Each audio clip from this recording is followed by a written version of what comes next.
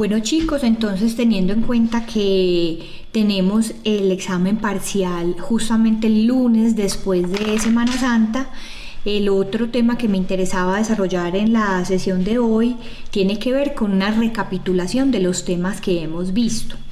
En concreto podemos decir que hemos desarrollado 4 temas. El primero, el tema referido a la caracterización del Estado legal y el Estado constitucional de derecho. El segundo, las diferentes concepciones del derecho y la visión argumentativa de este. El tercero, el concepto y las concepciones de la argumentación. Y en cuarto lugar, hablamos de la justificación interna y externa. Entonces, en este momento me interesa que recapitulemos a partir de ese primer tema que tiene que ver con los dos tipos de modelos de Estado en los cuales nosotros podemos ubicar ciertas características que nos van a permitir diferenciar estos modelos de Estado. Entonces tenemos por un lado como antecedente histórico fundamental la Revolución Francesa, que dio lugar a un modelo de Estado de Derecho legal en donde se marca fundamentalmente la visión positivista y en el cual se va a hacer énfasis en la dimensión autoritativa del derecho y en el poder, el ejercicio del monopolio del poder.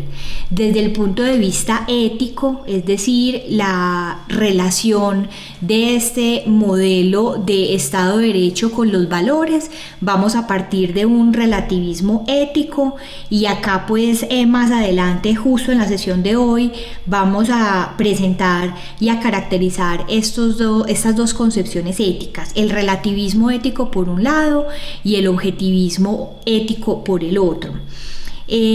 Por otro lado, digamos que desde el punto de vista histórico también marca un hecho fundamental que da lugar a una modificación en la visión del Estado de Derecho, el fenómeno histórico de la Segunda Guerra Mundial, que da lugar precisamente al cambio de referente en ese Estado de Derecho para pasar a un Estado constitucional y que desde el punto de vista teórico da pie a lo que conocemos como pospositivismo o también, y casi siempre dicho de manera un poco peyorativa, la expresión neoconstitucionalismo. Allí vamos a encontrar un énfasis distinto en el derecho, ya no se va a enfocar tanto en la autoridad y el poder, sino que se va a enfocar, el énfasis se va a dar en las razones y en la justificación de las decisiones, no tanto el que tenga la autoridad, sino qué razones respaldan una decisión. Y desde el punto de vista de la concepción ética, entonces vamos a encontrarnos frente a dos posibilidades, o un fuerte objetivismo ético que dará pie precisamente a esas visiones de la única respuesta correcta para los casos difíciles, o por lo menos un mínimo objetivismo ético. Como les decía, de este punto de las concepciones éticas me voy a ocupar en un momento con un poquito más de detalle para que tengamos claridad en ese punto. Lo que sí es cierto es que cuando estamos en presencia de estas dos disyuntivas sobre el modelo de Estado de Derecho que vamos a defender o en el que nos vamos a ubicar, no es porque en alguno de ellos no exista la argumentación. La argumentación será necesaria en ambos. El punto sí es importante aclararlo, sobre todo porque sí es claro que en un modelo de Estado de Derecho legal, los conflictos van a ser menos y los instrumentos para resolver esos conflictos van a ser distintos. Es claro que en un Estado de Derecho constitucional nos vamos a encontrar con muchísimos más conflictos, con muchísimas más clases de dificultades, precisamente por la complejidad de materiales que van a aparecer dentro de los elementos a los cuales tiene que echar mano un juez para tomar una decisión. Y por supuesto, como también lo vimos, cuál va a ser el protagonista en cada uno de estos dos modelos de Estado. Por un lado, el legislador en el modelo legalista y por otro, el juez totalmente empoderado, totalmente reivindicado en el Estado de Derecho constitucional. Acá pues es importante que tengamos presente y que recordemos todo lo que vimos en torno a 3 cosas fundamentales. La primera, los 7 factores de constitucionalización de un orden jurídico. Recuerden que en estos 7 factores, y esto todo lo fuimos sacando del texto de Josep Aguiló, explicamos cada uno de esos factores, cómo se podrían verificar específicamente en Colombia. También vimos entonces unas críticas que se hacen por parte fundamentalmente de positivistas a este modelo constitucionalista o neoconstitucionalista. Explicamos entonces cuáles eran esas críticas y también que muchas de ellas tienen efectivamente peso y razón en las expresiones que se hacen sobre los riesgos a los que lleva este modelo de Estado de Derecho constitucional. Y también es importante entonces que recordemos que en este tema explicamos, y él lo explica el autor, una caracterización, una comparación en 10 puntos fundamentales entre ese positivismo y el pospositivismo en cada una de sus características. Ese entonces es nuestro primer tema. Ya pues hicimos un trabajo sobre el mismo tratando de aterrizar estas caracterizaciones en problemas del derecho actual. Un segundo tema entonces va a tener que ver con las diferentes concepciones del derecho. Y en estas concepciones del derecho entonces nosotros explicamos cómo por un lado vamos a encontrar, digamos, 3 concepciones que son centrales y 2 que van a ser más bien, digamos, oposiciones de estas primeras. Simplemente para recordarlo, porque pues todo esto lo vimos allí en clase, acá solamente estamos haciendo una rápida recapitulación. Entonces tenemos por un lado el positivismo, que se enfoca en la visión estructural del derecho. El concepto fundamental va a ser el concepto de norma jurídica y a partir de él se van a hacer relaciones de validez. Lo fundamental entonces dentro de esa concepción positivista es precisamente ese concepto de validez. Puntos de partida conceptuales de ese positivismo: la visión del derecho como un conjunto de normas creadas o modificadas por actos humanos que son identificables mediante criterios ajenos a la moral, y que eso es lo que conocemos como la teoría de las fuentes sociales. Dentro de esta concepción positivista vamos a partir de un relativismo moral, de esa concepción que, como les dije, en un momento vamos a aclarar un poco mejor. Allí pues no existen valores absolutos, más bien existen diferentes juicios de valor o valoraciones sobre lo que resulta positivo o valioso en un momento dado. Y el positivismo mira al derecho con una visión fundamentalmente descriptiva, no tiene posiciones críticas frente a él, sino que lo que hace es describir cómo opera el derecho, qué es lo que hace. Por otro lado tenemos entonces el realismo. El realismo se enfoca en lo funcional. Acá lo fundamental es cómo de hecho funciona el derecho, qué es lo que sucede en la realidad, y por eso es que el concepto fundamental ya no va a ser el de validez, sino que va a ser el de eficacia. Se considera que el derecho es simplemente un instrumento, no es un fin en sí mismo. Acepta el realismo la misma tesis de las fuentes sociales que acabamos de explicar en el positivismo.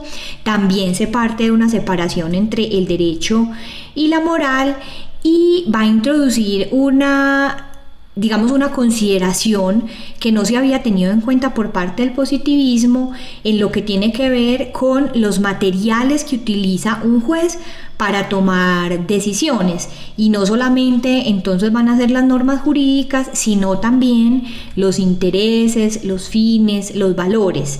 Esta visión del realismo hace también énfasis en la capacidad de predicción que se tiene sobre las decisiones judiciales. Desde una perspectiva ya muy distinta tanto de esta positivista como del realismo, tenemos también el iusnaturalismo. El iusnaturalismo es una concepción ya muy diferente de estas dos, porque va a partir de una visión valorativa del derecho. Acá lo que va a primar es el concepto de la justicia como valor inherente y fundamental del derecho. El derecho tiene una conexión con el concepto de justicia, y además se va a partir de un dualismo normativo, en el sentido de que existen las normas del derecho natural, que son principios con validez en todo tiempo y todo lugar, no son realmente una creación humana, como lo diría la teoría de las fuentes sociales, y realmente acá lo que se va a decir es que lo importante del derecho positivo es su correspondencia con ese derecho natural. La primera versión que podemos nosotros identificar de este iusnaturalismo sería precisamente la visión de Antígona, pues ese relato griego que nos habla muy bien de una disposición del derecho positivo que va en contra de un principio que se considera eterno y se considera inmutable, como es el de enterrar a los muertos.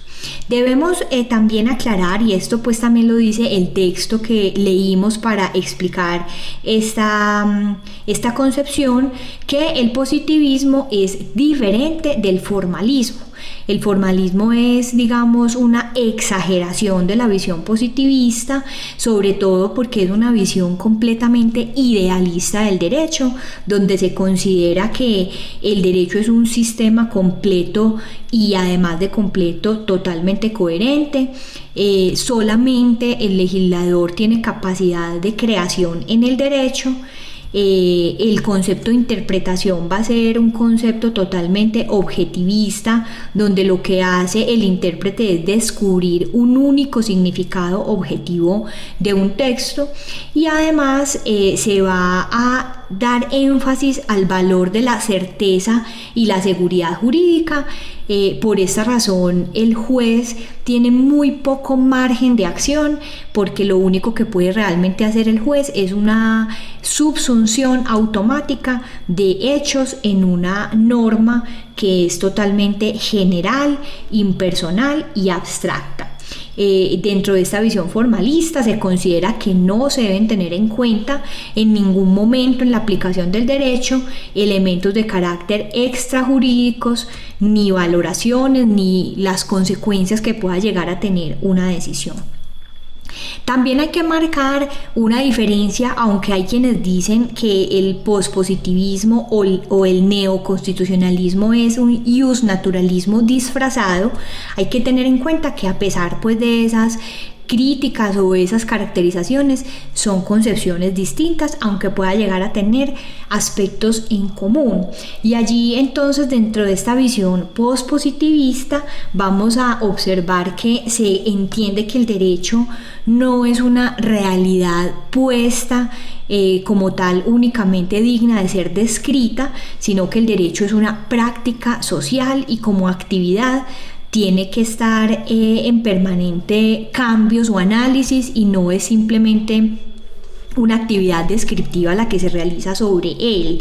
Desde esta visión, digamos, neoconstitucionalista, vamos a partir por lo menos o de un mínimo objetivismo valorativo o de un radical objetivismo valorativo.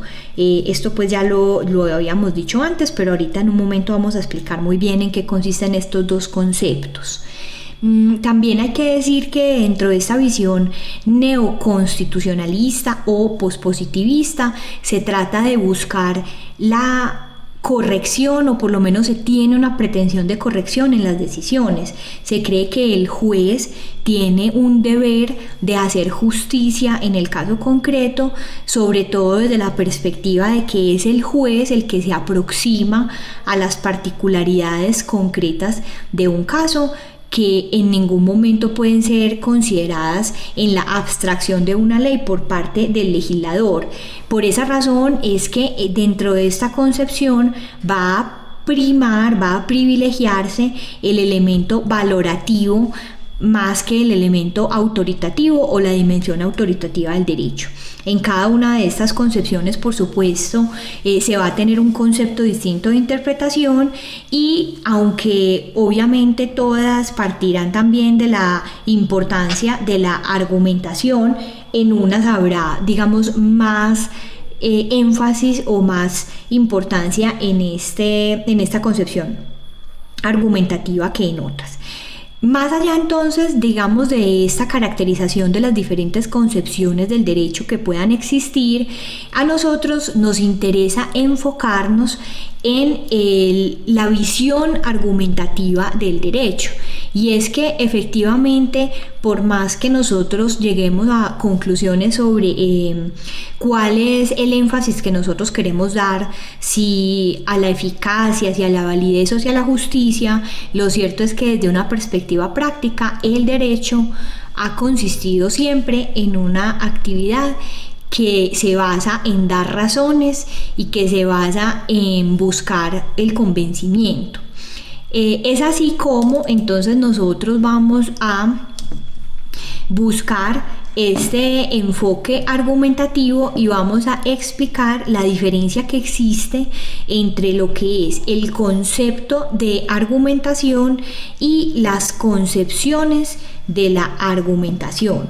Desde esta perspectiva entonces vamos a decir, y esto es simplemente un recorderis porque esto fue lo que ya habíamos visto, cómo el concepto de argumentación hace referencia a las características o las propiedades definitorias que tiene cualquier concepto de argumentación, mientras que las concepciones de la argumentación hacen referencia a cuál es la perspectiva o el enfoque o el énfasis que se le dan a estas diferentes concepciones.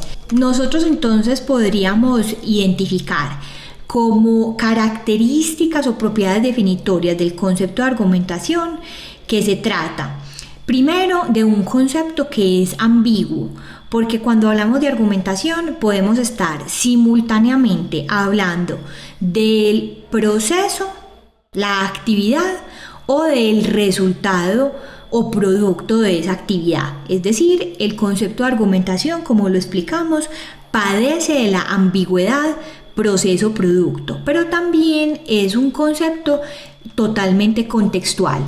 No es lo mismo ubicarnos en una argumentación de un debate político que en una argumentación de tipo científico. Ni es lo mismo la argumentación que se utiliza a nivel de abogados a la argumentación que se utiliza, digamos, entre un abogado y un juez, o la argumentación que se utiliza por parte de los diferentes magistrados que integran una sala de un tribunal para defender una posición o una ponencia de una decisión. Dicho esto, entonces recordemos cuáles son esas características, y esas características son que se trata de una actividad lingüística, bien porque además de que el objeto sobre el que recae está constituido por textos lingüísticos, así como por el hecho de que es una actividad en la que se utiliza como medio también el lenguaje. El objeto de la actividad es lenguaje.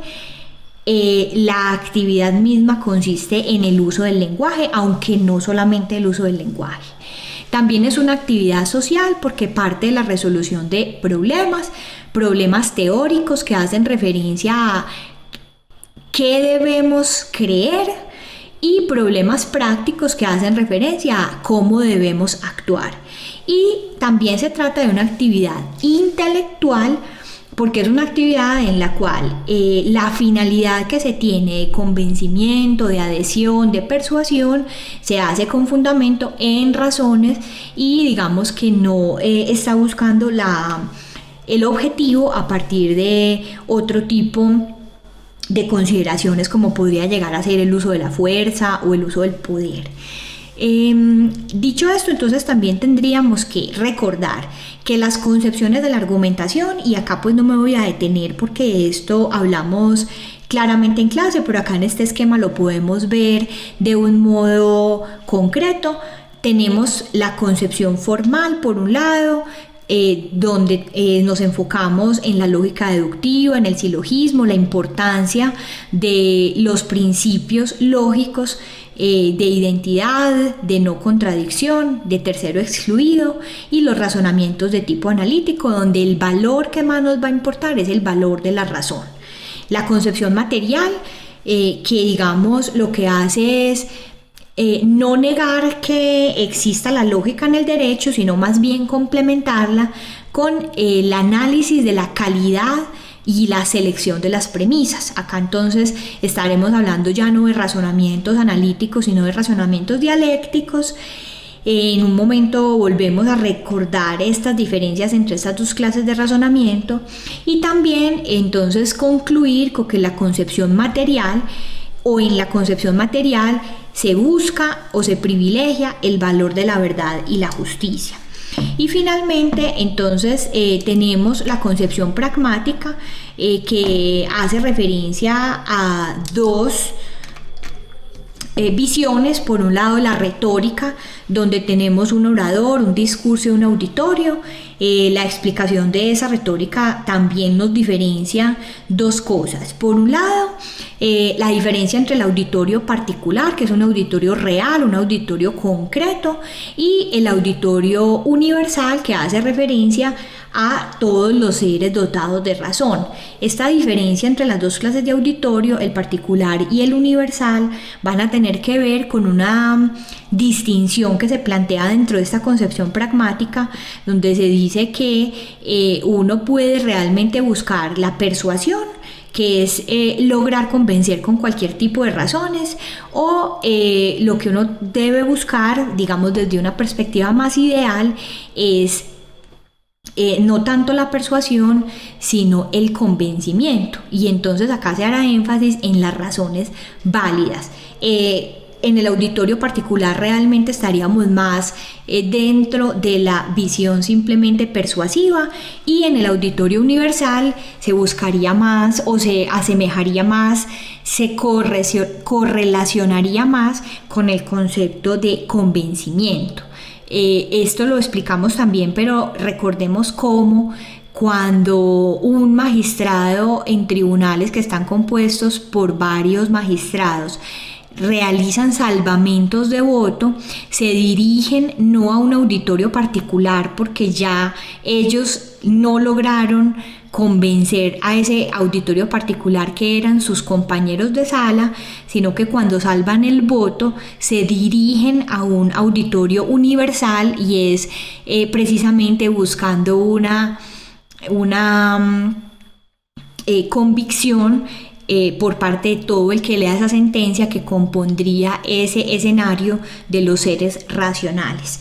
Pero la visión pragmática se va a complementar con la visión dialéctica, en la cual se va a hacer énfasis en las reglas de juego, se va a hacer referencia a cuál es el procedimiento que se tiene que dar para que se logre precisamente esa perspectiva de una propuesta o una tesis, una antítesis que va a ser esa visión contraria, y pues digamos que las dos posibilidades de actitud que se pueden tener dentro de la dialéctica, que sería una actitud estratégica o una actitud dialógica.